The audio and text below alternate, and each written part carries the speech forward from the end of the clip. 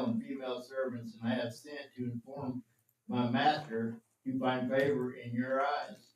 So the messengers returned to Jacob, saying, we came to your brother Esau, and he also is coming to meet you, and 400 men with him. And Jacob was greatly afraid and distressed. So he divided the people that were with him, and the flocks and the herds and camels into two groups. And he said, if Esau comes to the one group and attacks it, then the other group, which is left, shall escape. And Jacob said, O my Almighty Sovereign of my father Abraham, the Almighty Sovereign of my father Isaac, Yahweh, who said to me, return to your land and to your relatives, and I do good to you. I do not deserve the least of all the kind acts and all the truth which you have shown your servant, for I passed over this Jordan with my staff, and now I have become two groups. Deliver me, I pray, from the hand of my brother, from the hand of Esau, for I fear him, lest he come and shall smite me, and the mother with the children. For you said, I shall certainly do good to you, and shall make your seed as the sand of the sea, which are too numerous to count. And he spent the night there, and took and came to his hand as a present for Esau his brother, 200 female goats and 20 male goats, 200 ewes and 20 rams, 30 milk camels and their colts, 40 cows and 10 bulls, 20 female donkeys and 10 foals. And he gave them to the hand of his servants, every drove by itself, and said to his servants, pass over before me, and put some distance between drove and drove. And he commanded the first one, saying, when Esau my brother meets you and asks you, saying, to whom do you belong, and where are you going, and whose are all these in front of you? And you shall say, they are your servant Jacob's. It is a present sent to my master Esau, and see, he also is behind us. So he commanded the second and the third and all that followed the droves, saying, speak to Esau the same word, when you find him. And you shall say, also look, your servant Jacob is behind us, for he said, let me appease him with present that goes before me, and after that see his face, he might accept me. And the present passed over before him, but he himself spent the night in the camp. And he rose up that night and took his 2 wives and 2 female servants and his 11 sons, and passed over the ford of the Yabog. And he took them and sent them over the stream, and sent them over what he had, and Jacob was left alone. And a man wrestled with him until the breaking of day. And when he saw that he did not overcome him, he touched the socket of his hip, and the socket of Jacob's hip was dislocated as he wrestled him. And he said, let me go, for the day breaks. But he said, I am not letting you go until you have blessed me. So he asked him, what is your name? And he said, Jacob. And he said, your name is no longer Jacob, but Israel, because you have striven with Almighty Sovereign and with men, and have overcome.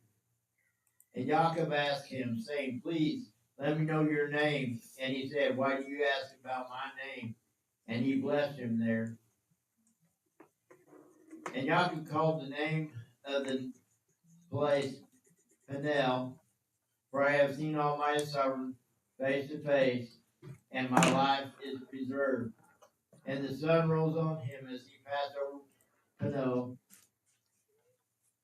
and he limped on his hip.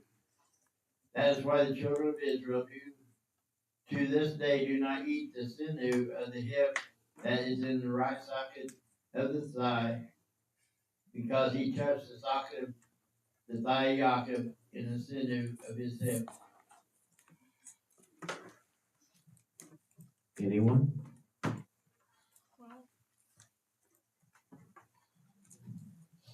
Yaakov is so fearful of Esau because when Yaakov left Esau, left his mother and Isaac, that Esau had said that he was going to kill Yaakov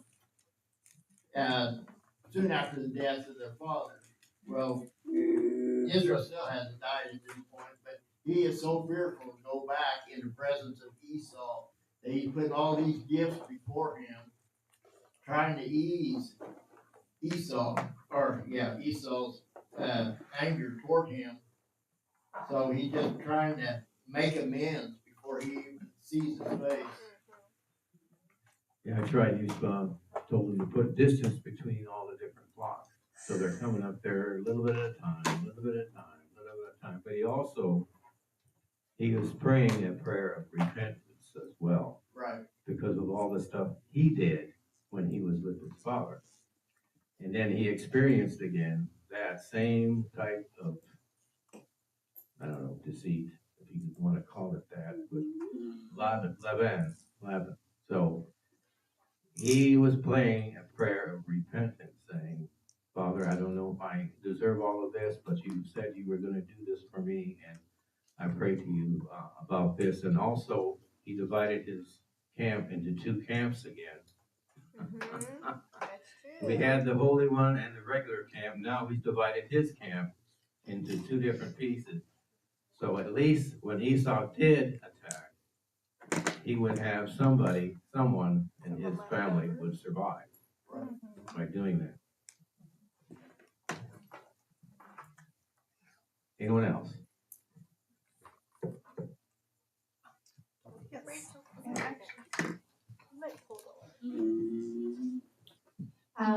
On that thought, Roger, I did not go ahead of time and look. I am thinking Leah and her handmaid had more of the sons, but and then Rachel and her handmaid, because Rachel only had, at this point, just Joseph. She didn't have Benjamin yet.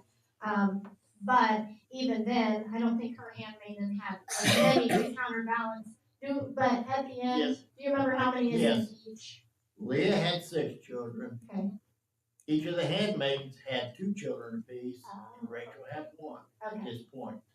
So I was just curious kind of how that was split up, because he splits them up between, I know it's Leah and Rachel are split, and I assume their handmaiden is split with each of them. So there's 8 sons in that first one, and then there's just the 3, I guess, then in the second one. It's just kind of interesting that he, I think, still favored Rachel. That was still his beloved, and because she's in the second camp. That, if Esau attacks the first one, then I got the second one. So it's kind of interesting. And so not that he would sacrifice his 8 sons, but even just, that love he had for Rachel and her seed, maybe, that not that he was willing to, let Leah and the handmaiden and his 8 sons be slaughtered, but just to think that's such a greater amount. And so he still had such a heart, I think, for Rachel and her, the offspring through her. So kind of interesting to me. I'm not sure if Leah, Rachel, and the 2 female servants was in the first 2 groups, because it says, he already gave them the commands on what to say to them and everything after he split them up. Then it says, and he rose up that night and took his 2 wives and 2 female servants and his 11 sons and passed over the ford of Yabal. And that's in 22. Sure. And he took them and set them over the stream and sent over what he had. So I don't think they was with the first or the second group. They probably lagging behind a little bit. And that's in verse 22. Yeah, that is possible. If you go up to 19, though, it does say he commanded the second and the third. So I think those are the droves. And then it says, and all who follow the droves. So I don't think that the groups of animals he sent all the animals ahead, and then he had two groups of people. Is my understanding, but that could be wrong. Yeah. And I was thinking it was the wives split up afterward. And probably again, and clearly it's their servants and the 11 sons, and maybe anyone else that served them. I don't know. It doesn't say there in 22. It's just those selected. Well, yeah, it says 2 wives and 2 female servants, so I'm thinking it's the two that also had children. Right, yeah, I would agree. Mm-hmm. But for sure, Leah is still the apple of his eye. I mean, Rachel. Rachel is still the apple of his eye. But Leah got half of the tribe.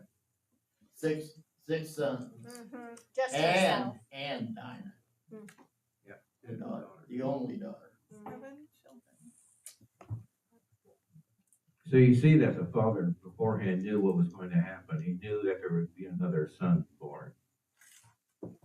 As in verse 28, and he said, your name is no longer called Yaakov, but Israel, because you have striven with Elohim and with men have overcome. So the father knew that another son was on the way, that there would be 12 tribes of Israel.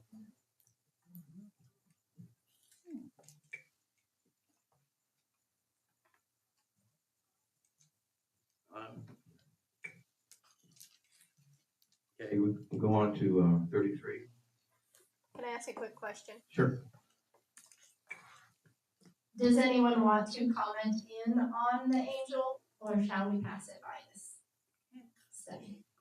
I don't have much. I will say I don't have any. I have lots of questions about this figure or individual, and I don't have a firm stance on my understanding. So if anyone wanted to pitch out thoughts, but we don't have to.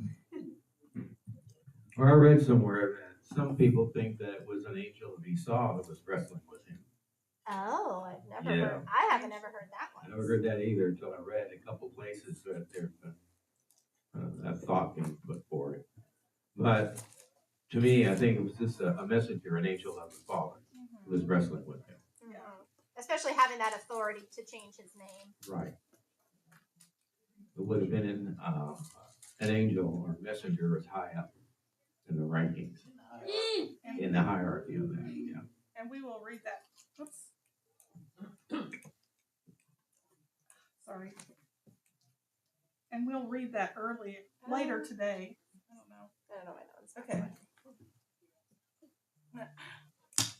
And we'll read that later today in Hosea 12:4. He strove with the messenger and overcame. He wept and besought his favor.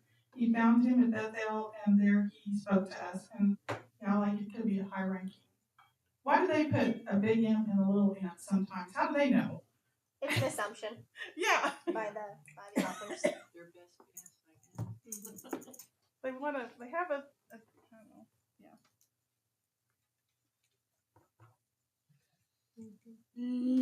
All right, 33. And Jacob lifted up his eyes and looked and saw Esau coming, and with him 400 men, and he divided the children among Leah and Rachel and the 2 female servants, and he put the female servants and their children in front, and Leah and their children behind, and Rachel and Joseph last. And he himself passed over before them and bowed himself to the ground 7 times until he came near to his brother. And Esau ran to meet him, and he embraced him and fell on his neck and kissed him, and they wept. And he lifted his eyes and saw the woman, the children, and said, who are these with you? And he said, the children with whom all my sovereign has favored your servant. Then the female servants came near, they and their children, and bowed themselves. And Leah also came near with her children, and they bowed themselves. And Joseph and Rachel came near, and they bowed themselves. And Esau said, what do you mean by all this company which I met? And he said, to find favor in the eyes of my master. But Esau said, I have enough, my brother. Let what you have remain yours. And Jacob said, no, please, if I have found favor in your eyes, then receive my present from my hand, because I have seen your face, like seeing the face of all my servants, and you were pleased with me. Please take my blessing that is brought to you, because all my servant has favored me, and because I have all. And he urged him, and he took it. And he said, let us depart and go, and let me go before you. But he said to him, my master knows that the children are weak, and the flocks and herds which are nursing are with me. And if the men should drive them hard one day, all the flocks shall die. Please let my master go before his servant, and let me lead on slowly according to the pace of the livestock that go before me, and according to the pace of the children, until I come to my master in Seir. And Esau said, please let me leave with you some of the people who are with me. But he said, why this? Let me find favor in your eyes of my master. And Esau returned that day on his way to Seir. And Jacob departed to Succoth, and built himself a house, and made booths and for his livestock. That is why he called the name of the place Succoth. And Jacob came safely to the city of Shechem, which is in the land of Canaan. And he came from Padan Aram, and he pitched his tent before the city. And he bought a portion of the field of which he had pitched his tent from the children of Hamor, Shechem's father, for 100 questions. And he put up an altar there, and called it El Elio Yisrael. Anyone?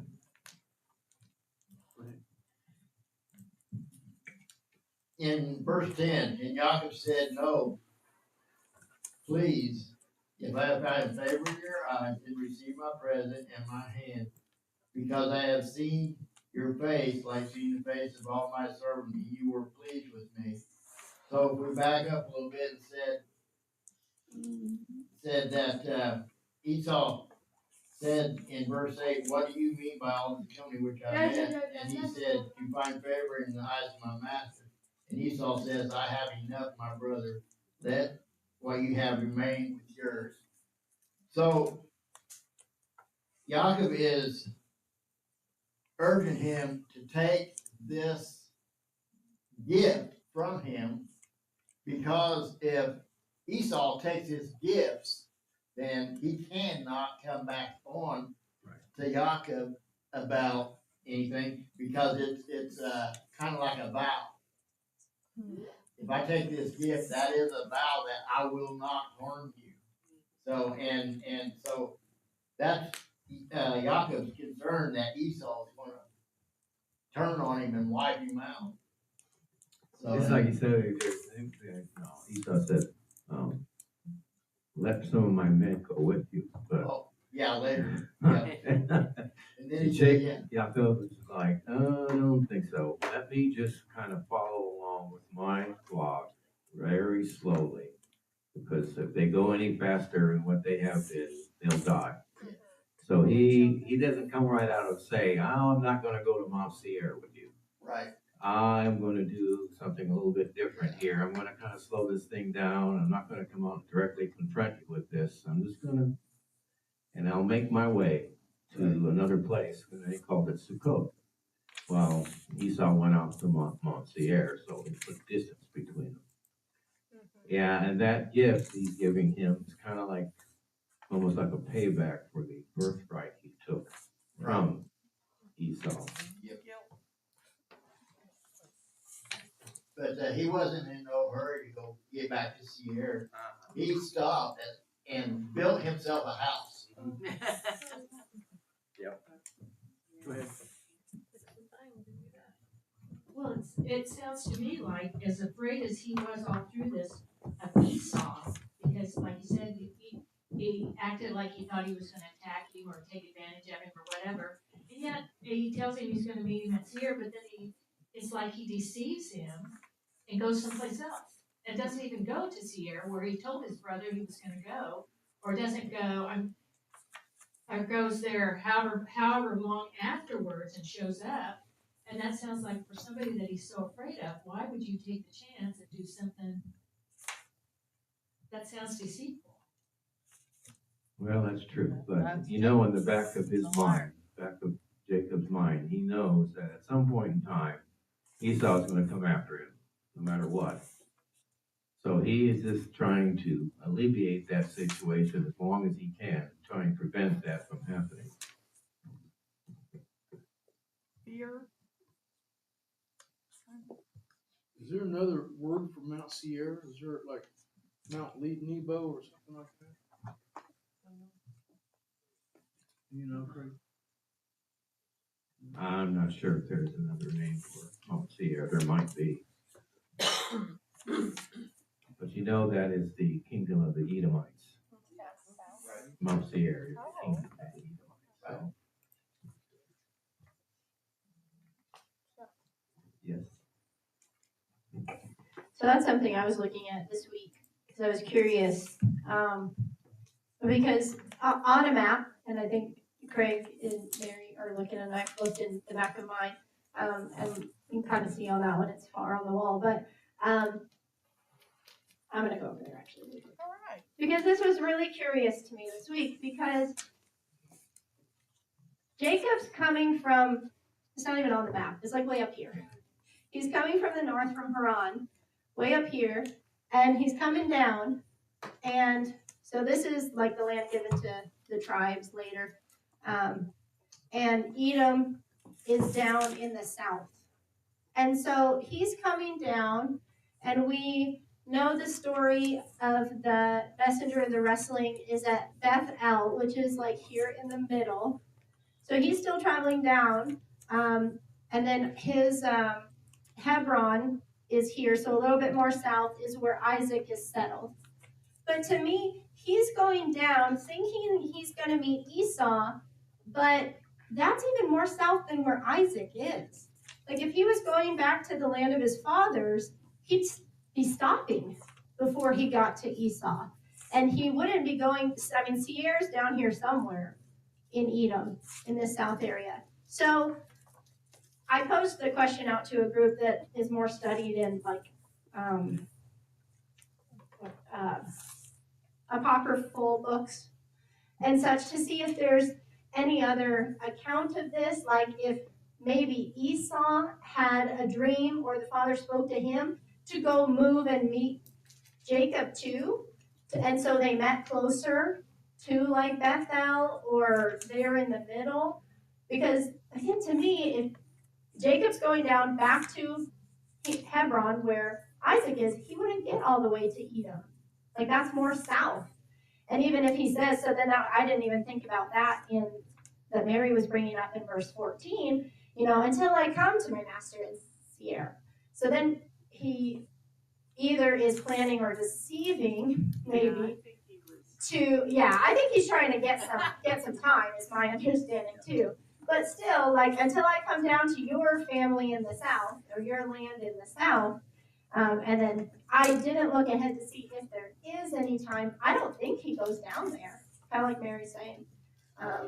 I don't recall him actually going down. I don't remember if he has encounters with Esau again after this. My brain is not sharpest at the moment, but so those were just my thoughts. And so I'm thinking maybe, and there might not be any record in extra biblical books, but maybe the father spoke to Esau as well, saying, go, travel toward your father's land to meet, or travel even past, I guess, maybe your father's land to go meet with Jacob. Any other thoughts there? If you look in chapter 32, it says, verse 3, and Jacob sent messengers before him to Esau his brother, the land of Seir, the field of Edom. So he informed Esau that he is coming back home. But that's even south. So did they make it? They made it all the way to Esau in the south, and then maybe Esau's coming up with them. No, North? the Esau, when Jacob sent messengers to Esau, when he got his 400 men, he was angry. He was gonna go take Jacob out. So there, And on his way to meet with Jacob, if you read in the book of Jasher, okay, then the father sent angels and to speak with Esau and said, "You do not harm him." okay. And by the time Esau got to Jacob, he was so afraid. To do any harm. Yeah, to do him any harm, and that's why by the time he got there, they fell on each other's neck and they cried. That puts some context in there. So when, just because I'm like to see it person. So Jacob sends his messengers and they make it all the way down to Esau down here, and then Esau's traveling up and has the warnings and. I mean, would that be the Jacob assumption? sent messengers. Now I don't know if they If were. they got there, right? I don't know if they're angels. I don't know if they're angels or if they are servants. That's true, I guess he maybe could have sent heavenly messengers and they were a lot faster. That's true. Because Because that would take a lot of time. yeah. Like I don't know again what range of area this is, but if they're even here, like on the north side, I'm trying to think if there's any other reference. Bethel is here, but Shechem is north of it, so there's Shechem, but still they'd be north of that. But that's where Ishmael lived, was in Shechem, wasn't it? I don't know if Ishmael did. Isaac was still south. He's south of Jerusalem and No. or Hebron. That's where Dinah gets raped Or relationships. or relationship or whatever, however it is. But the brother wasn't happy with it. Because I was just curious how long it would take to get all the way down here and up, and even Jacob says it, let me go slow because I have children and I have women and we have flocks and it's slow moving. So even if you sent single men on foot or maybe even on a donkey or whatever, I mean, I'm sure they'd travel faster. But however long that would take to get down and get back up before. Yeah, I don't know how many Jacob's miles that is. slowly Is there a scale on that map? There is, 100 miles. There's less than, maybe 100 miles between Shechem or Bethel and Edom, and depending on where in Edom it is, I don't know how big that area is. And then they might have been north, 100 miles, 50, 200. Well, I think moving at a slow pace, they cover probably 15 miles a day. 15 a day. And that's, yeah. But before Haran is down to Salem is like almost 400 miles. Yeah, because it's really far north. Yeah. Yeah, Haran's really far north.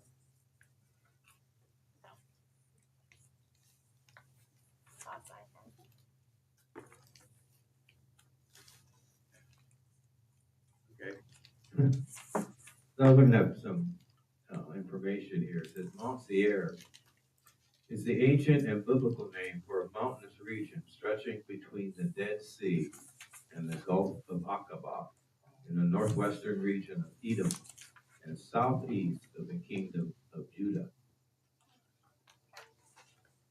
That is way south. That is south. It's south.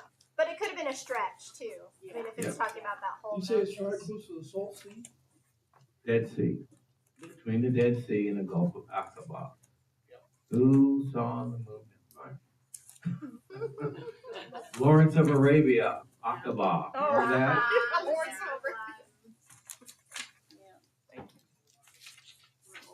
We're old. Sorry.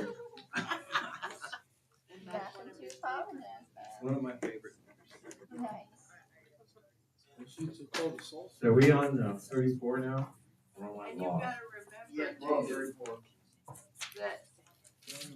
that Esau's people are can, they're not, Microphone. they don't have their entire tribe, they're moving fast. And they're like warrior men, like Right, you guys were Yeah. saying.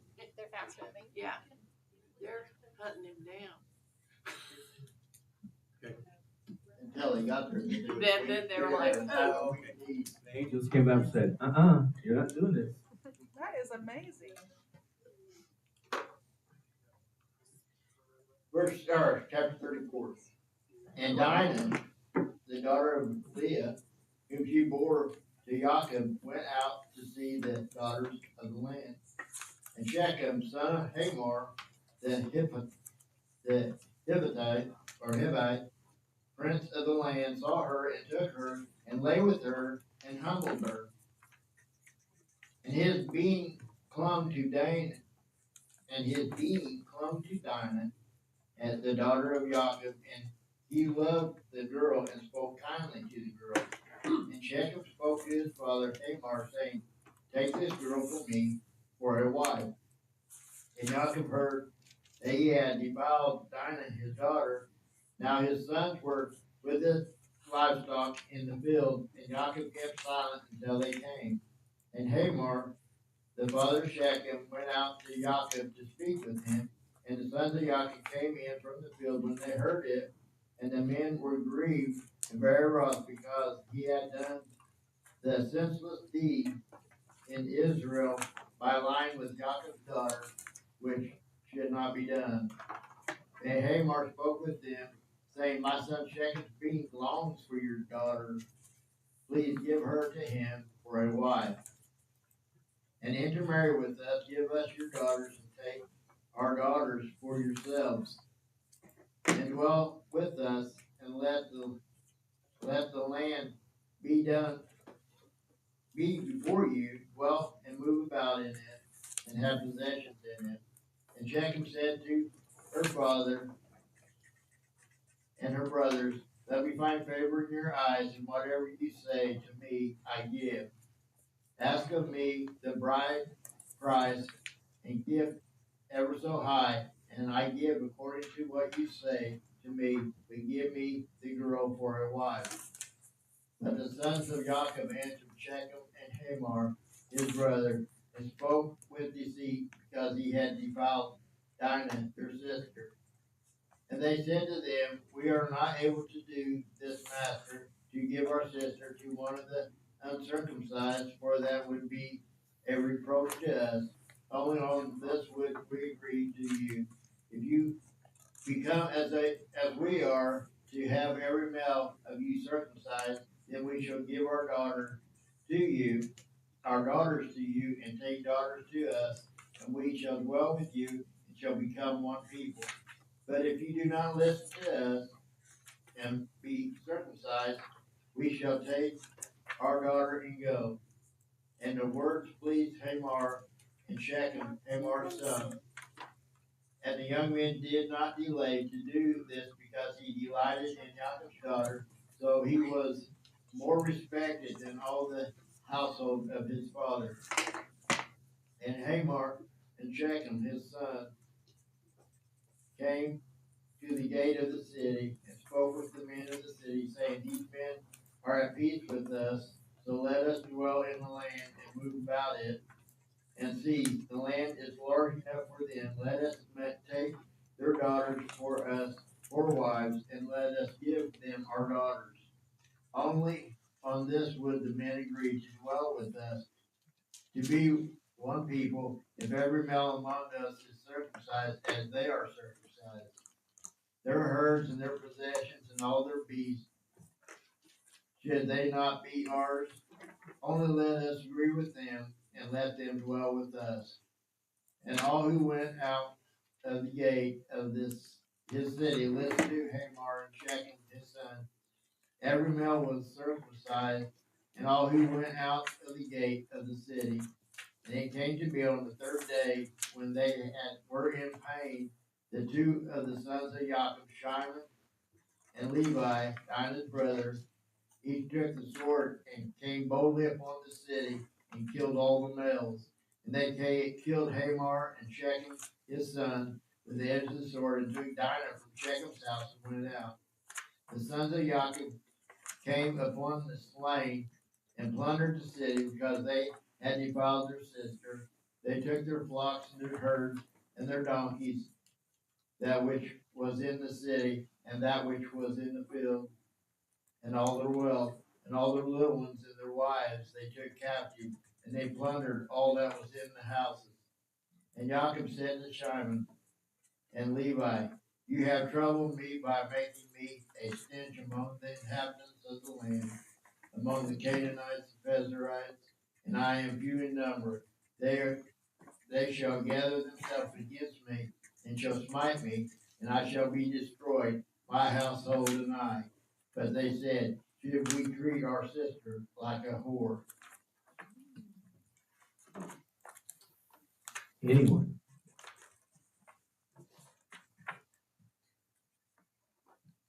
No comment. So here they are. They tell them to go get circumcised. Be like us. Be circumcised. And the third day of their pain, they came and killed them all. So, a little bit of deceit there, would you say? I'd A say little so. bit. But, go ahead. Well, I'm just wondering if, because it doesn't say anything like Israel and the brothers got together and appointed Simeon and Levi to go kill him. It sounds like it was a thing Simeon and Levi decided to do on their own. Yeah. So if they hadn't done that, I mean, it sounds like Israel and the rest of them did the whole circumcision, telling them to get circumcised in good conscience. Doesn't it? Because it doesn't sound like a whole bunch of them were plotting to do something to the Shechemites or whoever because they got circumcised. It sounds like it was Levi and Simeon that. You see what I mean? If they hadn't done it, then would they have been okay with it, stayed there and been okay with them keeping Dinah, and everything would have been smooth? Well, if you look at verse 13, it says, but the sons of Jacob answered Shechem and Hamor, his father, and spoke with deceit, because he had defiled Dinah, their sister. They didn't even consult. They didn't even consult Jacob. It's the sons, all of the sons said that. So if Simeon and Levi had But- gone and killed them, they would have done something else to deceive or. Might have done something else. But Simon and Levi took it upon themselves to go and do what needed to be done in their eyes. Because they didn't want to be intermarrying with other tribes. That was not what the father wanted. Yeah,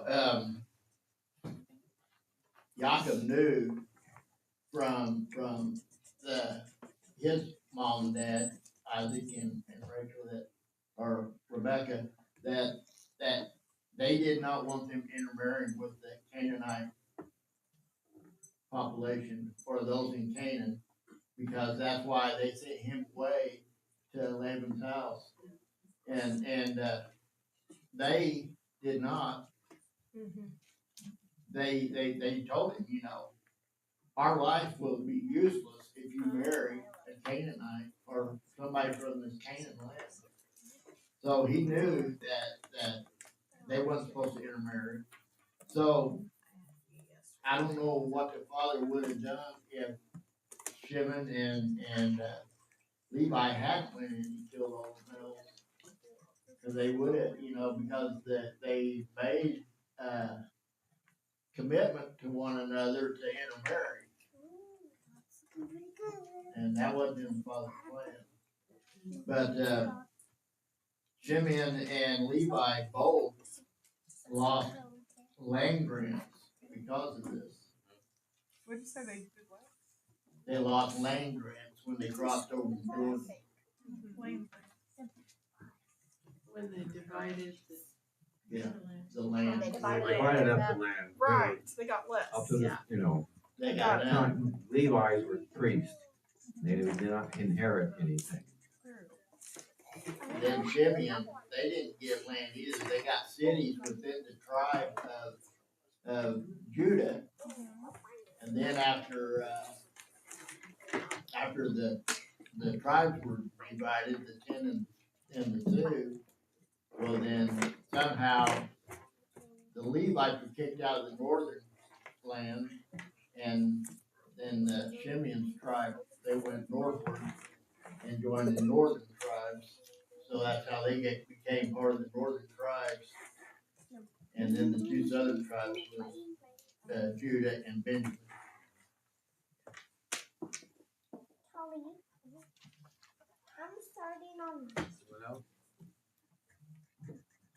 Anyone else? Well, Ishmael went way out of his way to marry a Canaanite woman too. Esau. Esau did that. Yeah, Esau. Well, That was out of spite.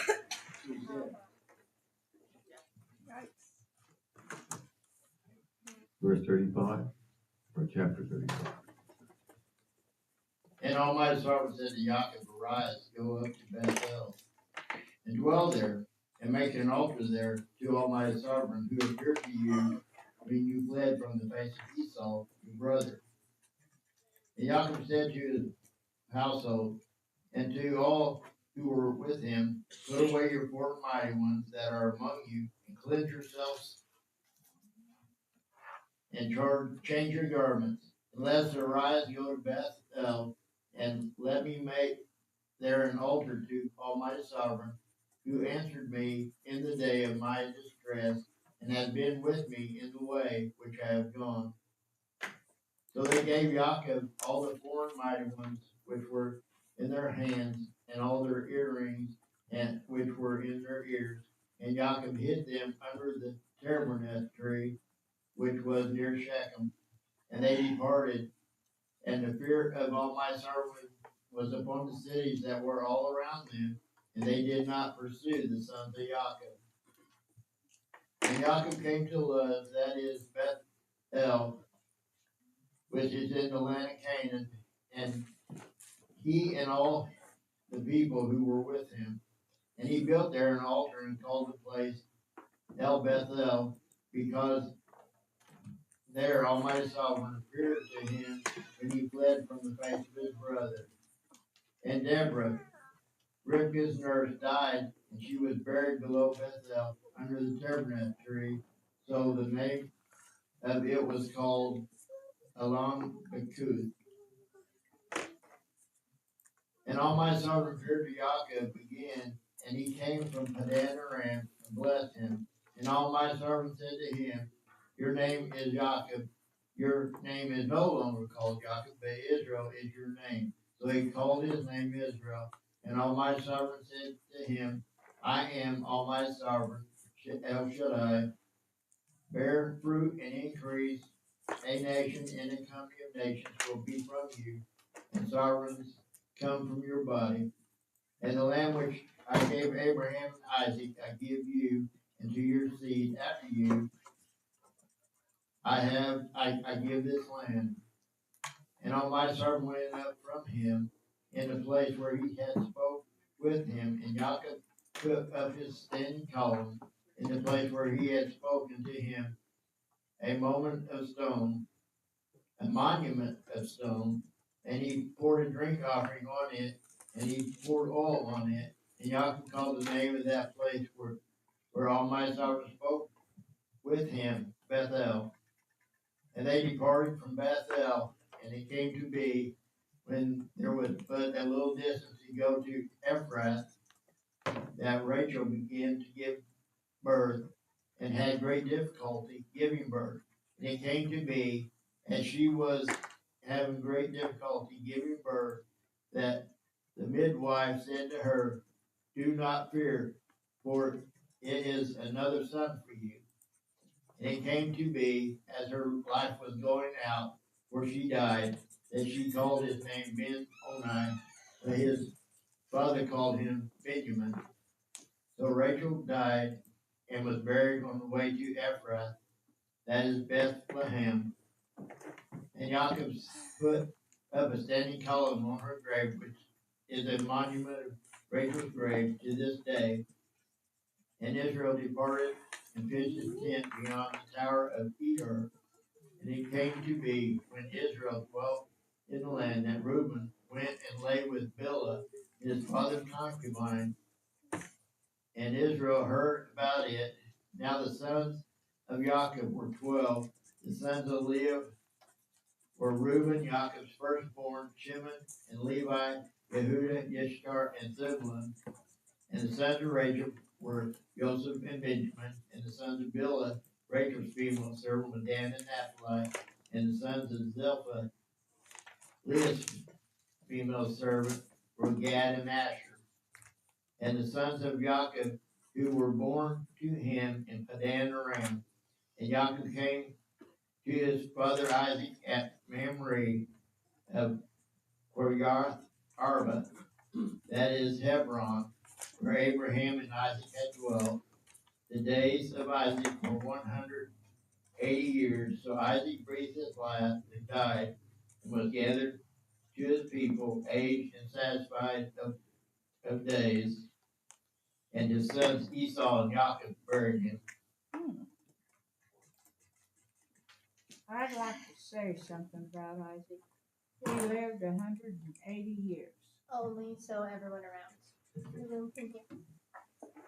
I was just saying, I'd like to say Isaac lived 180 years. Now, there's a lot of years between then and now. We can't even hardly make it to 90. Yeah. So either we're doing something wrong or they did too much right to live that long.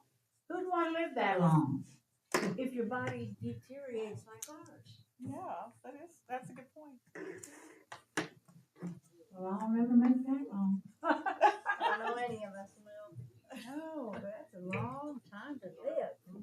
I think the food back then was much better than what we have today, much more nourishing. The healing of the body was a whole lot better. The content of the oxygen in the air was still greater at that point in time. There was And yeah, they so, just lived better. Lots of things So were back better. then, there were no toxins in the food. Yeah. You know, Europe does not allow toxins in their food.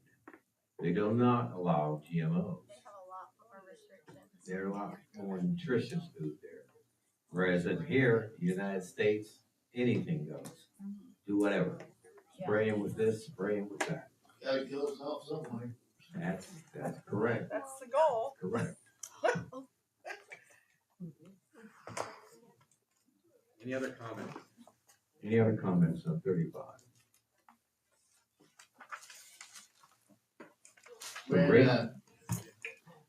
When Rachel died here, you know, that was kind of her own doing from back still in her father's idols, and basically the curse that Jacob put on that, because he didn't know he had stolen them, and he says, well, whoever we found with die, you know, he put to death. Yeah. I liked you guys bringing that out last week. I think Marla mentioned that last week. I was glad for that. Yep. And Rachel died, buried on the way to Ephrath, that is Bethlehem. So where does that come back in the New Testament? Well, it talks about the children, or Bethlehem, or Rachel crying or something. Where Messiah is born. Yep. That's where the Then all the male children, 300 were killed. Yes. Too, I think. And in verse 21 it says that Israel set out and pitched his tent beyond the tower of Eder. Migdal Eder, if you were to look it up in the Testament, that is where Yahushua HaMashiach was born, at the tower of Eder Oh. in Bethlehem. Hmm. There is a story on that, which one of these days I might bring. We'll go through that. That was good. That would be a good one for Sukkot. In what book? Sukkot, be a good one for Sukkot to go over that. She said, well, Bethlehem and the Tower, Migdal Eder, the Tower of Eder. Before Sukkot, please. Pardon? I said before Before Sukkot. Sukkot? Okay. Also to add with Charlene's thing, in Genesis 6, it says, and Yahweh said, my spirit shall not always strive with man forever, in his going astray. His flesh and his days shall be 120 years. Then did he change it then? Yeah. I won't make it to 120. You never know.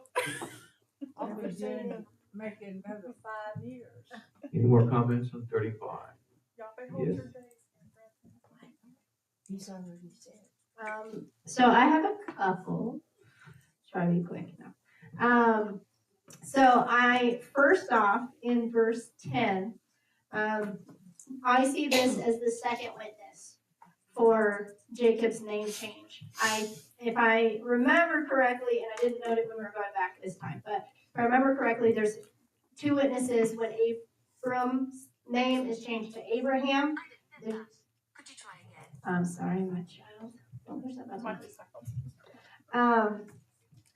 So there's two witnesses back when Abram's name is changed, when the father changes his name to Abraham. And then there's two witnesses with Jacob being changed to Israel. The first is when he's wrestling with the angel, and then this one here in verse 10. So I think just the firmness of the father is always on the establishment of two or three witnesses. And so just seeing that there's that second witness here. I think, where was it when it was talking about I think it's toward the beginning. 4, when they're leaving, and they're going toward Bethel, and in 35:4 it says, and so they gave Jacob all the foreign mighty ones which were in their hands, and all the earrings which were in their ears, and Jacob hid them, is what mine says, under the terebinth tree which was near Shechem. And then it goes on. So I thought two things with this. One, Tim's not here, and I think a lot of what he was thinking last week ties into this. I think maybe he was thinking ahead to this one.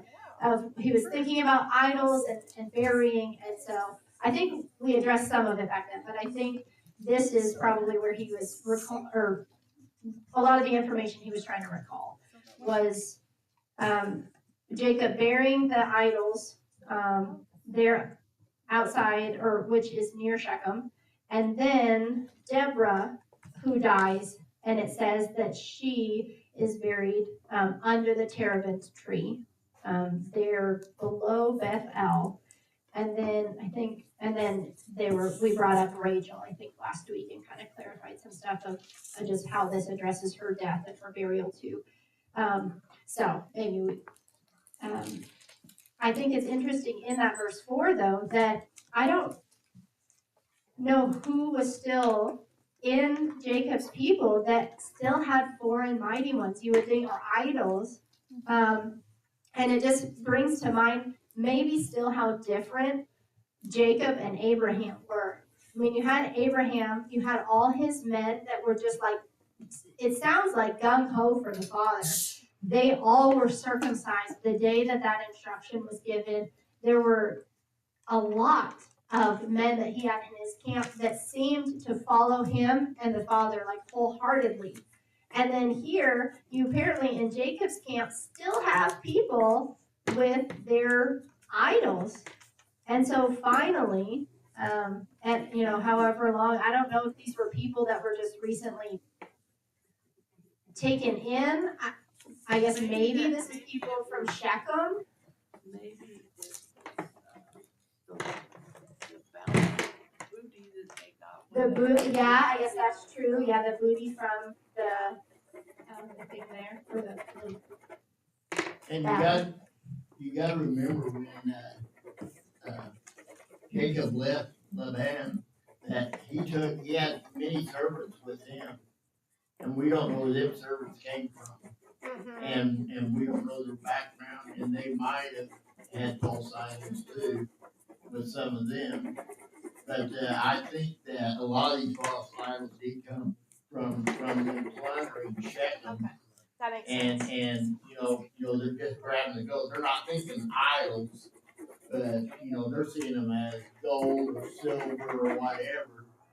But Jacob sees them as idols, so he points it out, hey, these are idols. That's a cursed thing that you got there. Let's get rid of it out of our midst. I always wondered what happened to the idols that Rachel had. You know she had them. Yeah. Well, what happened after? I don't know. It probably got burned. Maybe she still had it at this time. Yeah, she maybe did at still this have point, them. yeah. They still brought out.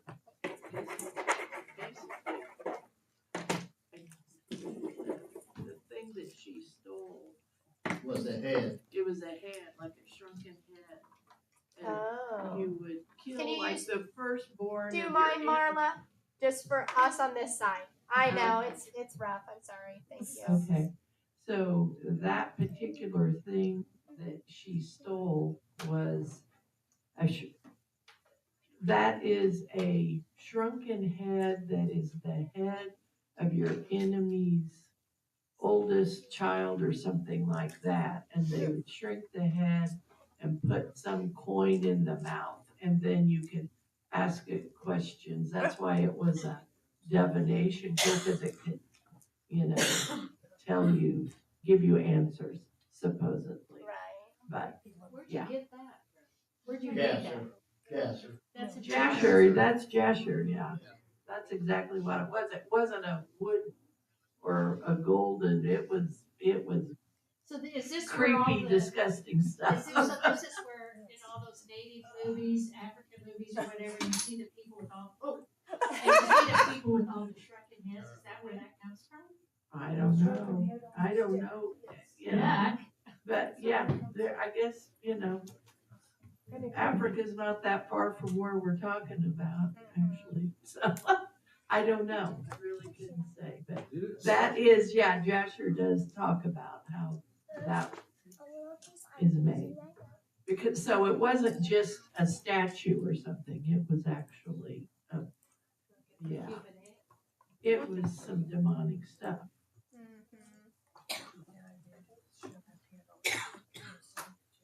Any other on 30? So just the last thing, with the idols in there, it made me think of Deuteronomy 7. It's the last two verses there. It says, the carved images of their mighty ones you are to burn with fire.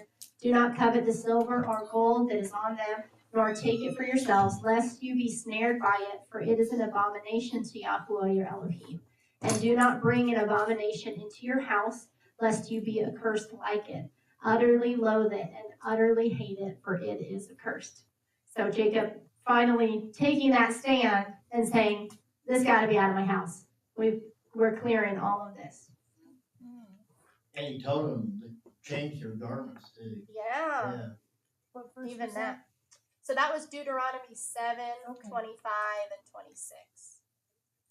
I wonder why he did ask them to change their garments. Craig, let me see.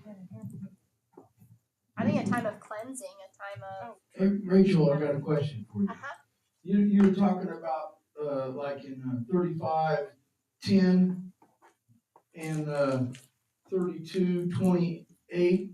Oh, yes. Okay, you said that there were the two witnesses. Now, I didn't quite catch the point that you was making with those, the two witnesses thing.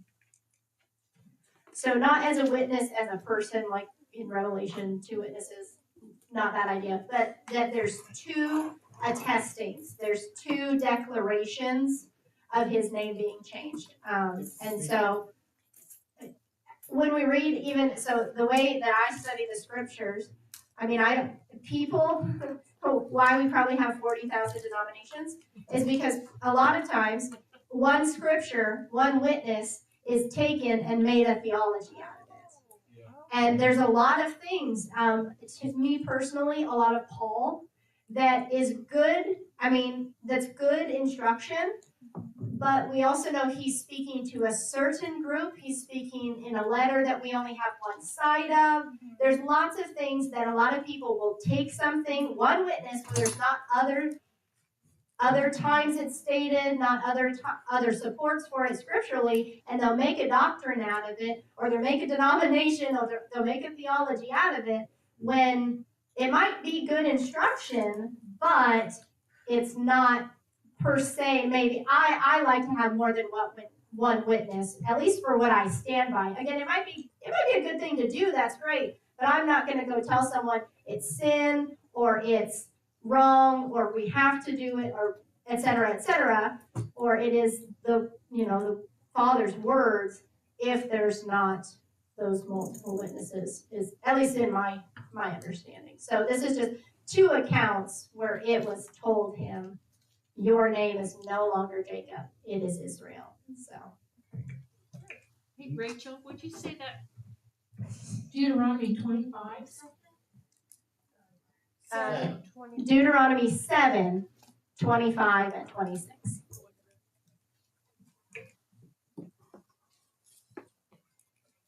And to add to that, because you were talking about Paul's letters, right? In 2 Peter 3, it says, 15 is, and reckon the patience of our master as deliverance, as also to our beloved brother Paul, who wrote to you according to the wisdom given to him, and also in his letters, speaking in them concerning these matters, in which some are hard to understand, which those who are untaught and unstable twist to their own destruction, as they do also the other scriptures.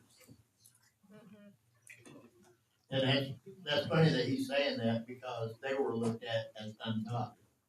Oh, true. Peter, Yeah. the disciples, True. Right. Good point. but they were taught from the master. Right. And their eyes were open to scriptures. In the next verse. Oh, the next verse? Yeah. You want to read it? Oh, okay. I'll read I'm it. not there. You then, beloved ones, being forewarned, watch, lest you also fall from your own steadfastness, being led away with the delusion of the lawless. But grow in favor and knowledge of our Master and Savior, Yeshua Messiah. To him be this speak both now and to a day that abides. So be it. So, do the last verse too. Hey, Craig, let me see that. Well, then you brought this out about Deuteronomy 7:25. I was wondering, I was going to ask this question in 35:4. Why didn't Jacob burn the idols? That command hadn't been given yet. Oh,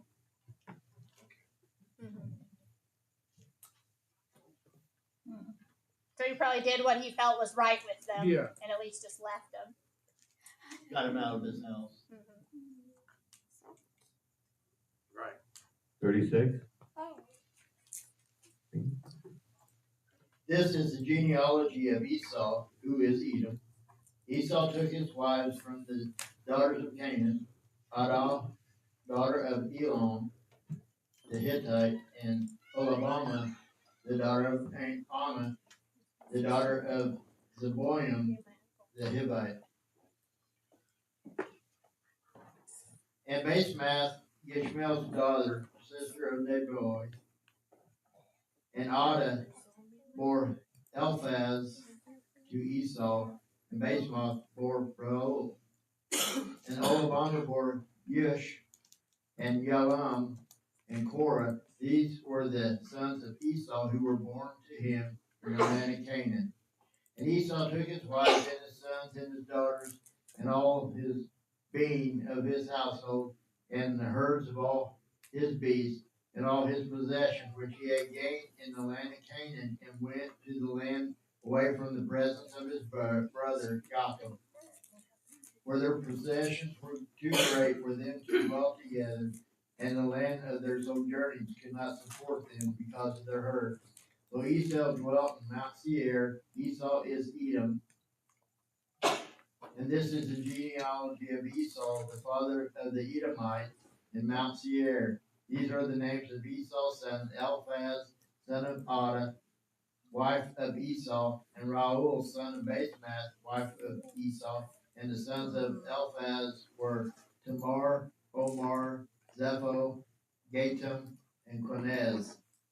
And Timnah was a the concubine of Eliphaz, Esau's son, and she bore Amalek and Eliphaz.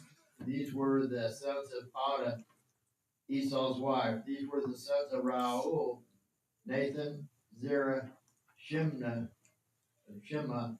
and Mazah. These were the sons of Basemath, Esau's wife. These were the sons of Olivama, Esau's wife, the daughter of Anna, the daughter of Zeboim, and the daughter of Esau, Yeush, and Yalam and Korah. These are the chiefs of the sons of Esau, the sons of Eliphaz. The firstborn of Esau were Chief David, Chief Omar, Chief Zepho, Chief Quinez, Chief Korah, Chief Gatam, Chief Amalek. These were the chiefs of Eliphaz, the son of Edom. They were the sons of Ada. These were the sons of Raul, Esau's son, Chief Nathan, Chief Zerah, Chief Shema, Chief Mizah. These were the chiefs of Raul in the land of Edom. These were the sons of Basemath, Esau's wife, and these were the sons of Olivama, Esau's wife, Chief Yeush, Chief Yalam, and Chief Korah. These were the chiefs of Olivama, Esau's wife, the daughter of Anna. These were the sons of Esau, who is Edom, and these were their chiefs.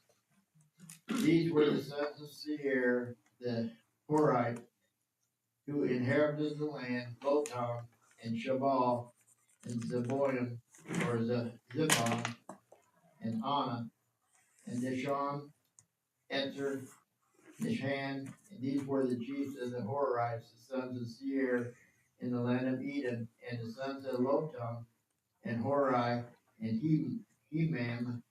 Lotan's sister was Timnah. These were the sons of Shobal, Alwan, Manahath, Ebal, Shepho, and Onam.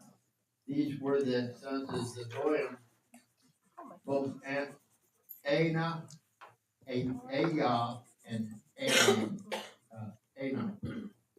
These were the Anah who found the water in the wilderness, who fed the donkeys of his father Zeboim.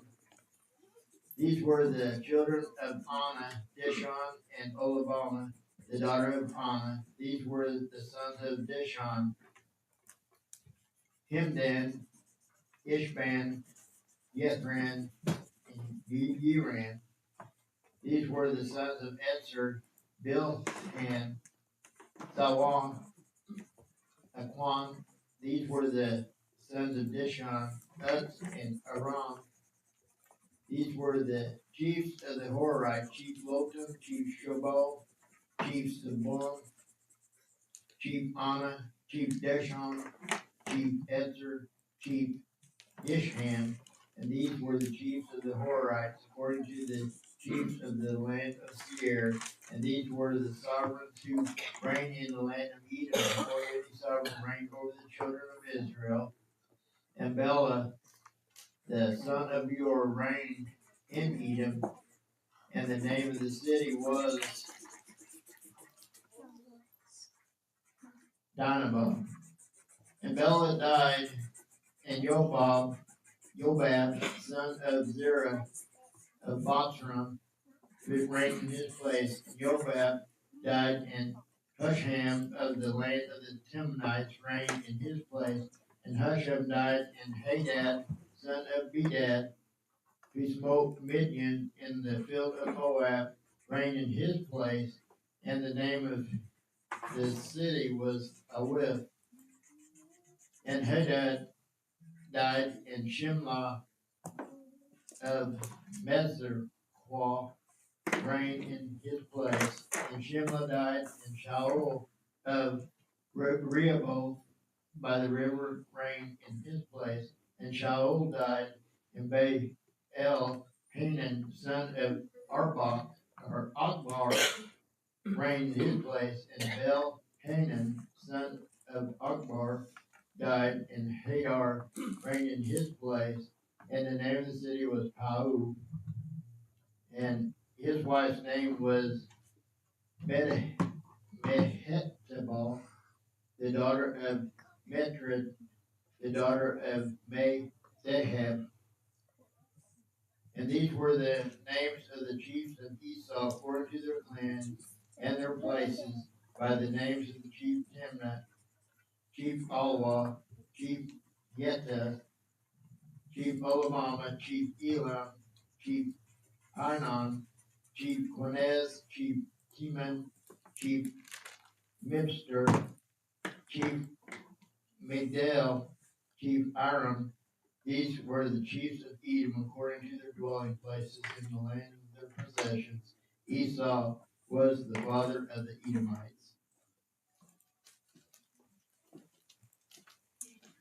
Yeah. Good job. Good job. Yeah. So there is a whole chapter here about the genealogy of Esau. So why would that be important to put here? Because there is always contention, even to this day, between Edomites and Israel. It's a long-standing war of feud between them. Up to verse 31, all these chiefs that were listed here, it says, and these were the sovereigns who reigned in the land of Edom before any sovereign reigned over the children of Israel. So we know after Israel went through the desert and after, they had all their judges and everything, and then that first king was appointed, that was all these up to that point. And that there is kind of showing us a dividing line, and then he goes on and lists more chiefs.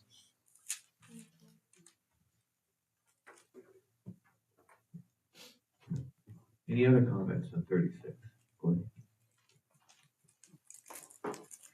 I just had a question, because I can't recall when it says later. I noticed somewhere, and I'm sorry I didn't note the verse, that there's an Amalek mentioned.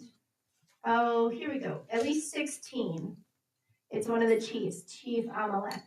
Is that the Amalekites that the Israelites fight when they first come out of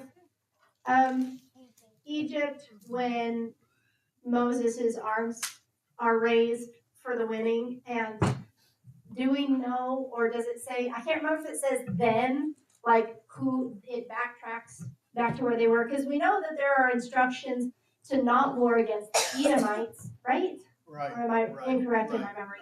So whether the Amalek then is different, or if it just branched off separately from like the rest of the Edomites or Esau's people, I couldn't recall. I really don't know. I know that when they was going through the desert, that the father told them, you don't take Esau's land because I've given it to them as a possession, and they weren't supposed to fight him either. So, okay. I'll go look it up later and see. So, are the Edomites, all the people, the Edomites are interspersed in like, Saudi Arabia, Iran, Iraq, I know those are Persian or whatever, but all these different Middle Eastern countries that are fighting Israel are descendants, some of them at least, of the Edomites, right? Right. Because they're descendants of Esau or Ishmael or something. Well, they're probably descendants of Ishmael, but we know that Mount Seir was given to the Edomites. That was Esau's lineage. It doesn't talk about any of the other sons of Ishmael. So Israel isn't fighting any of the Edomites today. I mean, could they be? well, I think the Edomites was finally eradicated off of Mount Seir later on. They were converted by force in the days of Maccabees. yeah, and were forcibly converted to Judaism, whatever it was at that time, and then they wormed their way into the priesthood and into the Pharisees. So they're there today. So Oh, Pharisees. and no Edomite was ever to enter into the holy place, and so that was defiled by them too. So they're still there today. Now, I can't remember the person's name now, but all the Edomites at the point of a sword were said, you will convert to Judaism. I can't remember his name. And it was in Maccabees, but I can't remember his name. One of the Judas or one of the father or sons. Judah Maccabee. There's a bunch of there. Yeah. One of them got killed, and then another one of the brothers. I think there was 5 brothers or something like that. I'd have to read it again and look for that specifically as I read through it. But the father was a priest, the original.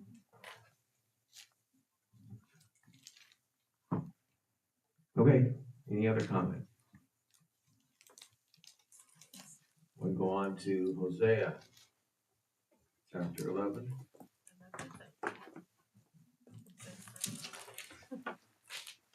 Hosea 11:7. My people are bent towards backsliding from me. Though they call to the one above, none of them exalt him. How could I give you up, Ephraim? How could I hand you over, Israel? How could I make you like Admah? How could I set you like Zeboim? My heart turns within me, all my compassion is kindled. I shall not let the heat of my wrath burn. I shall not turn to destroy Ephraim. For I am Yahweh and not man, the set apart one in your midst, and I shall not come in enmity. Let them follow Yahweh. Like a lion he roars. When he roars, the suns shall tremble from the west. They shall tremble like a bird from Mitzrayim, and like a dove from the land of Asher. And I shall let them dwell in their own houses, declares Yahweh. Ephraim has surrounded me with lying, and the house of Israel with deceit. But Yehudah is still wandering with Yahweh and is true to the set apart one. Chapter 12. Ephraim is feeding on wind and pursuing an east wind. All the day he increases falsehood and ruin, and they make a covenant with Asher, and oil is sent to Mitzrayim. And Yahweh has a controversy with Yehudah, to punish Jacob according to his ways, to repay him according to his deeds. He took his brother by the heel on the wound, and in his strength he strove with Yahweh, or with a mighty one. He strove with the messenger and overcame. He wept and sought his favor. He found him in Bethel, and there he spoke to us. Even Yahweh, King of hosts, Yahweh is his remembrance. Therefore return to Yahweh, guard loving commitment and right ruling, and wait on Yahweh continually. A merchant.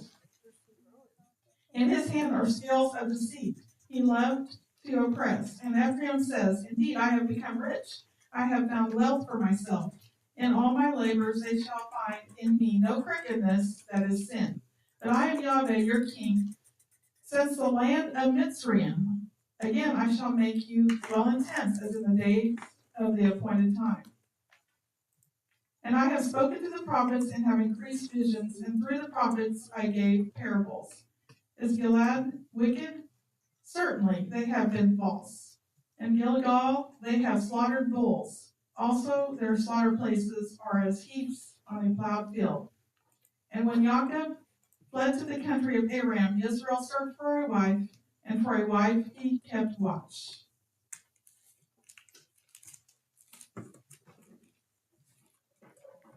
Any comments on that? Reading?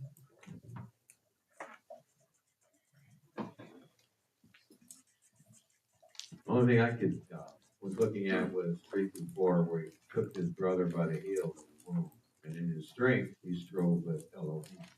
He strove with the messenger and overcame. He wept and sought his favor. He found him in Bethel, and there he spoke to us. Even Elohim, Yahweh Elohim of hosts, Yahweh is his remembrance. Therefore, return to your Elohim, guard loving commitment and right ruling, and wait on your Elohim continually.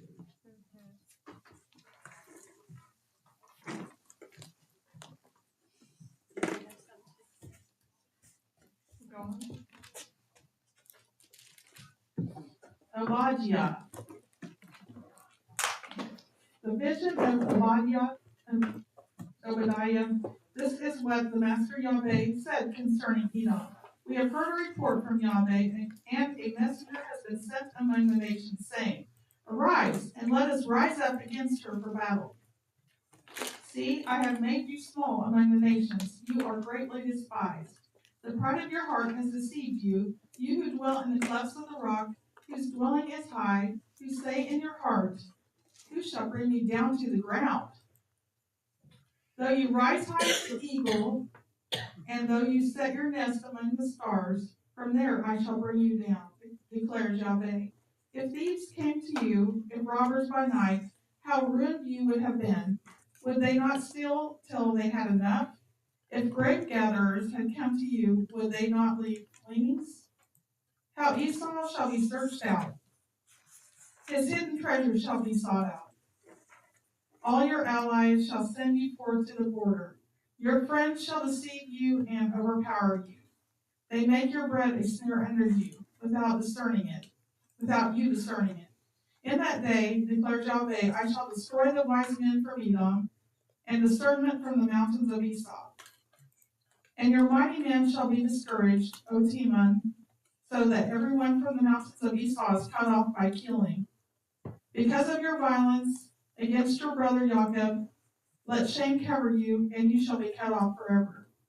In the day that you stood on the other side, in the day that strangers took captive his wealth, when foreigners entered his gates and cast lots for Jerusalem, you also were like one of them.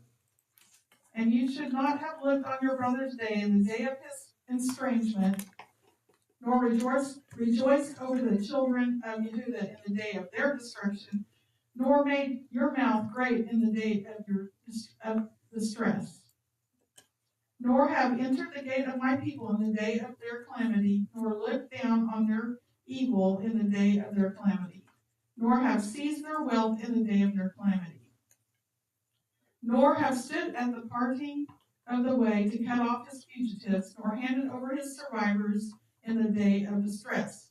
For the day of Yahweh is near upon all the nations. As you have done, it shall be done to you. Your reward shall come back on your own head.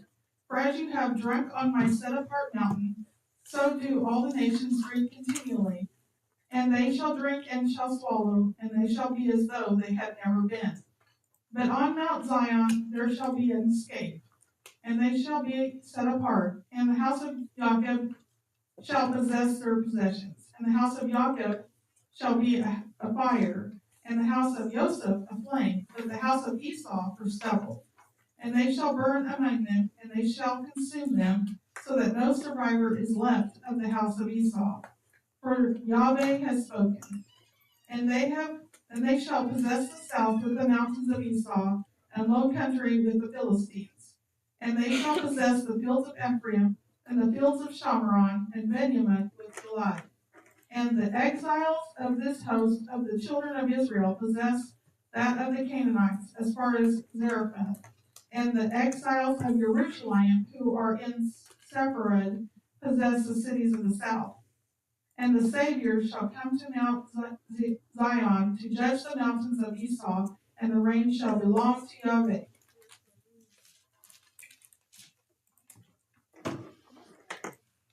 Amen. On that reading, Obadiah. Is this something that's foretelling the future? I know, like it talks about the eagles. I think that's what this is. For Edom and Esau, the Edomites are destroyed.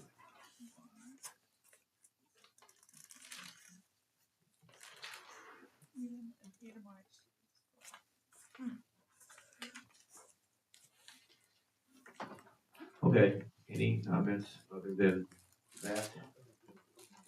You mind, Roger? Looking kind of toward the end of that, when it's maybe mainly in 17, 18, toward the end.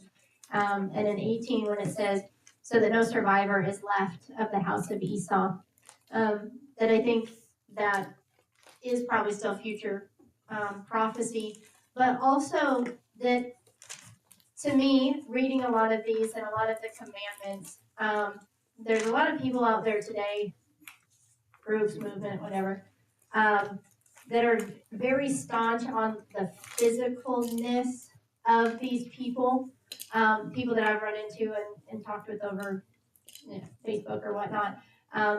Just like no Edomite is going to be in the new kingdom. No Edomite is going to inherit the new heavens, new earth. None's going to have eternity with the Father because they base it on, like, again, the Edomite not being in in what Kim was referencing, in Deuteronomy. Yeah, in the it doesn't say tabernacle. It says something particular, or of the, holy place. It has a particular thing there. And so, people, my understanding from talking with them, although sometimes I just don't get full answers, but that they're basing it solely on like having any, and we kind of talked about this, like how do you know who is who today when we're all so mixed? But like anyone having Edomite blood just has been cursed forever. Like they have no chance to gain an eternity. And I just, it irritates me so bad to have these discussions with people because I don't think that that's scriptural at all. And especially, so not especially, but including it here and reading, okay, so there's no survivor left of the house of Esau. Because I think that at that point, there have been people in Esau's family, if there is anyone that would repent, that would turn, that would submit to the Father, they're no longer an Edomite. They're no longer a house of Esau. They're no longer of that house. They have forsaken that house, like my understanding of Ruth. She forsook her Moabiteness. She forsook those gods. She forsook that heritage to be Yah's people instead. And so I think that at this point, when there is no survivor left of the house of Esau, it's that either everyone that would submit has done so, and anyone that would not does, sadly face that they do perish. They are destroyed in whatever, when the reign shall belong to Yahuwah. Like at that point, everyone who does not surrender themselves to him and submit to him in honor and love and respect will be wiped out. Yes. And so my understanding, all the wicked, everyone who has not repented and come into covenant and relationship with him, so that there will not be survivor, but not because just their bloodline doomed them as such, but that they have decided to not repent, to not have any relationship, and still classified as their heritage of Esau, but not to say they had no chance in repenting and serving and honoring the Father. So I'm going to go back to what Kim was talking about when the Edomites were converted. The Edomites, descendants of Esau, originally inhabited the region south of the Dead Sea, in what is now southern Jordan. They were often in conflict with the Israelites, particularly during the reigns of King Saul and David. Over time, Edom faced invasions and territorial losses, particularly after the Babylonian conquest of Judah in 586 BC. The significant conversion of the Edomites to Judaism occurred during the Hasmonean period, around 129 BC, under the leadership of John Hyrcanus. That's the person I was trying to remember. The Judeans conquered Idumea, the Greek name for Edom, and forced the Edomites to adopt Jewish practices, including circumcision. This is part of a broader effort to integrate the Idumeans into the Jewish nation. Following their conversion, the Edomites became known as Idumeans. They were incorporated into the Jewish population and participated in Jewish society. Notably, Herod the Great, who ruled Judea from 37 BC, was of Edomite descent, highlighting the integration of Edomites into Jewish history.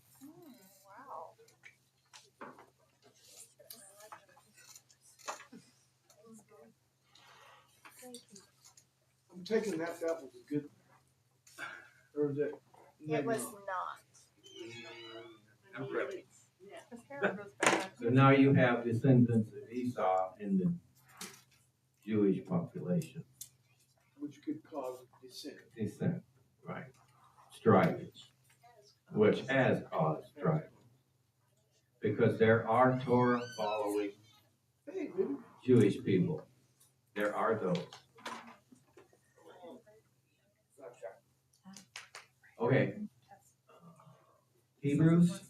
Hey, can I ask you a question? Go ahead. That we don't just do the So does that, with the Edomites you said earlier, that they became the Pharisees and the, Sadducees, right? Did they become priests too?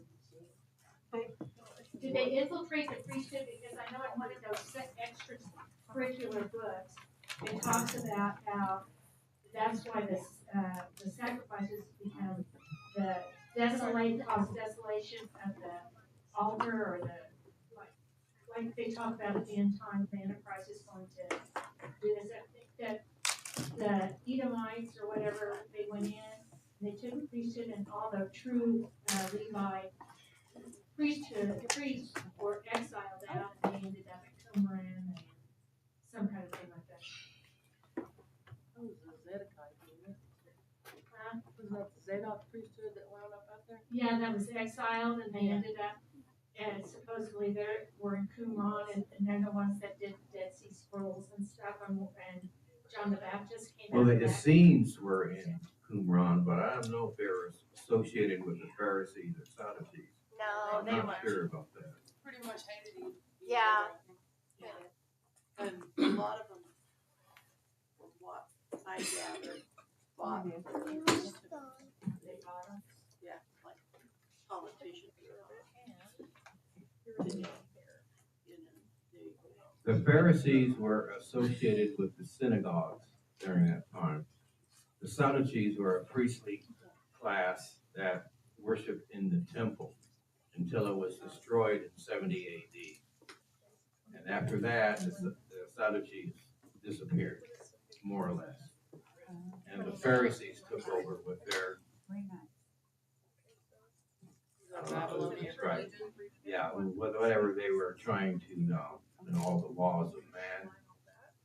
They were incorporating into the oral Torah and whatever, the written one, which I'm not going to say, starts with a T, Talmud. Oh. The laws of man. You know, In verse 12, it says, "You should have not looked on your brother's day in the day of his estrangement, nor rejoiced over the children of Yehuda in the day of their destruction." There's a verse in Proverbs that says, "Do not laugh when you see destruction come upon your enemy." And I want to just remind people, don't do it.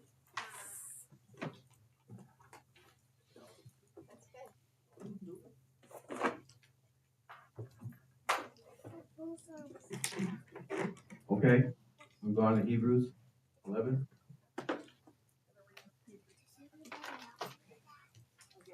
I guess so. Hebrews 11:11 through 20. By belief also, Sarah herself was enabled to conceive seed, and she bore a child when she was past the normal age, because she deemed him trustworthy who had promised. And so from one, and him as good as dead, were born as numerous as the stars of the heaven, as countless as the sand which is by the seashore. In belief, all these died, not having received the promises, but seeing them from a distance, welcomed and embraced them, and confessed that they were aliens and strangers on the earth. For those who speak this way make it clear that they seek a fatherland. And yet, if they had indeed kept remembering that place from which they had come out, they would have had the chance to return. But now they long for a better place, that is a heavenly place. Therefore, Elohim is not ashamed to be called their Elohim, for he was prepared a city for them. And by belief, Abraham, when he was tried, offered up Yitzchak, and he who had received the promises offered up his only brought forth son, of whom it was said, in Yitzchak your seed shall be called, reckoning that Elohim was able to raise even from the dead, from which he received him back as a type. By belief, Yitzchak blessed Yaakov and Esau concerning that which was to come.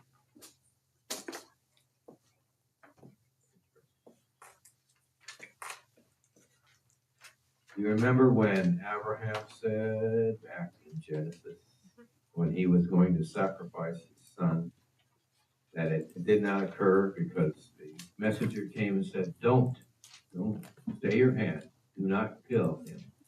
Because Elohim will raise up a lamb to be sacrificed. Remember, that's what Abraham said? Yes. And so we come full circle to when Yahushua HaMashiach was born and tabernacled among us. And here was the lamb that was to be sacrificed. Yes. Any other comments? Chapter 11. Go ahead.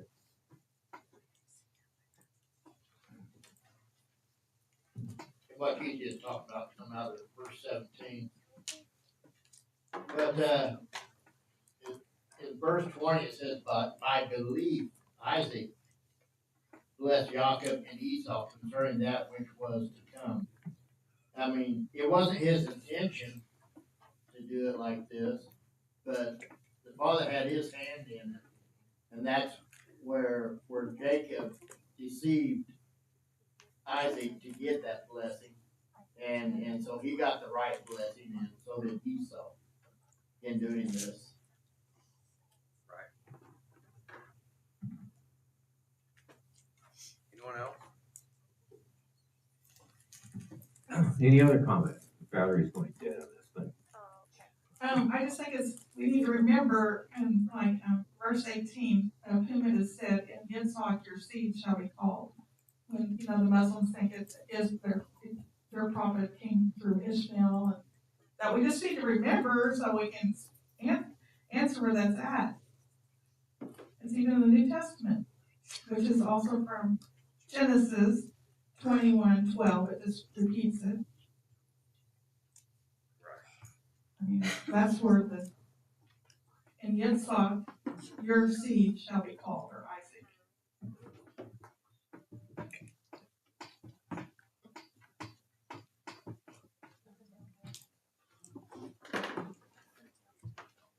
Okay, going on to Matthew now.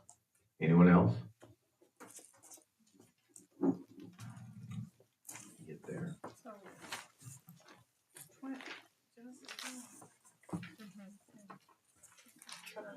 Matthew 26, starting at verse 36 to 46. And Yahusha came with them to a place called Gethsemane, and said to the top ones, sit here while I go over there and pray. And he took with him Kepha and the two sons of Zabdi, and he began to be grieved and deeply distressed. Then he said to them, my being is exceedingly grieved, even to death. Stay here and watch with me. And going forward a little, he fell on his face and prayed, saying, O my Father, if it is possible, let this cup pass from me, yet not as I desire, but as you desire. And he came to the top ones and found them asleep, and said to Kepha, so, were you not able to watch with me 1 hour? Watch and pray, lest you enter into trial. The spirit indeed is eager, but the flesh is weak. Again he went away a second time and prayed, saying, O my Father, if it is impossible for this to pass unless I drink it, let your desire be done. And he came and found them asleep again, for their eyes were heavy. And he left them, went away again, and prayed a third time, saying the same words. Then he came to his taught ones and said to them, still sleeping and taking rest? See, the hour has come near, and the Son of Adam is delivered up into the hands of sinners. Rise, let us go. See, he who delivers me up has come near.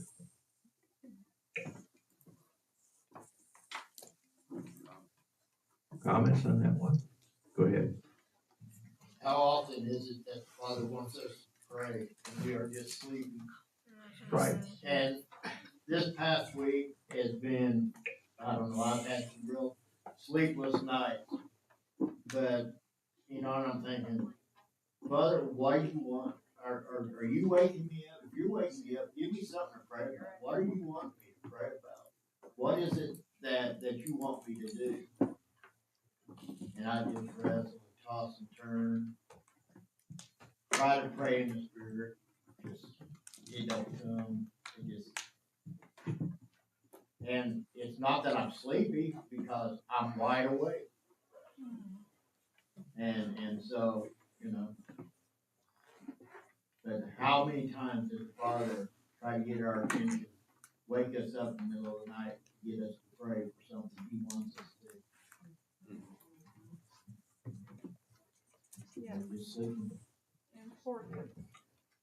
And you see in here that a couple of times that Yahusha says, not my will be done, Father, but your will be done.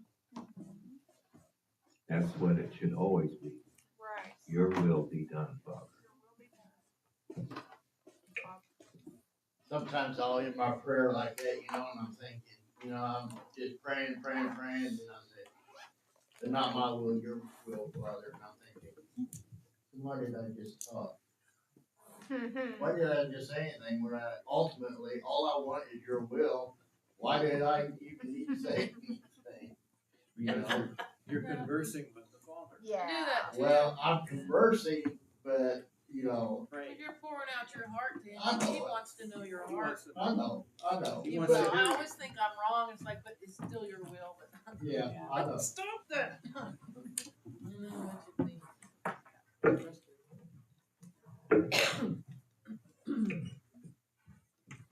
Any other comments before we close for today? I do have one scripture. Go ahead. Since we were talking about prayer, if my people who are called by my name will humble themselves, turn from their wicked ways, and pray and seek my face, then I will hear from heaven, forgive their sins, and heal their land. That's a good verse. But not my will, your will. Yes, yes. Your will. Okay, closing prayer. Father Yahweh, we are so thankful for your love, provisions, and protection. There are many reasons to be thankful and grateful for you that we can't even count all of them. You carry our lives in your hands. You lift us up out of despair and give us the joyful light of the world, Yahushua HaMashiach. Your ways are higher, so we focus our eyes on your kingdom. Father, we praise you in our trials and tests. We sing through pain and sorrow. We cling to your Torah of kindness and are renewed. We seek your face and find the beauty of all creation. Father, shine your face and favor upon us. Guide and direct our walk and give us your wisdom and discernment. Let forgiveness be first in our hearts and help us remove all grudges so that our heart remembers nothing done against us. Let our mouth not even ever speak any evil or wickedness against another and cancel any wickedness spoken against us. Let love be our banner. In Yahushua HaMashiach's name we pray. Let it be so, and let your kingdom come. Hallelujah. Thank you, Father. Hallelujah. Thank you, Father.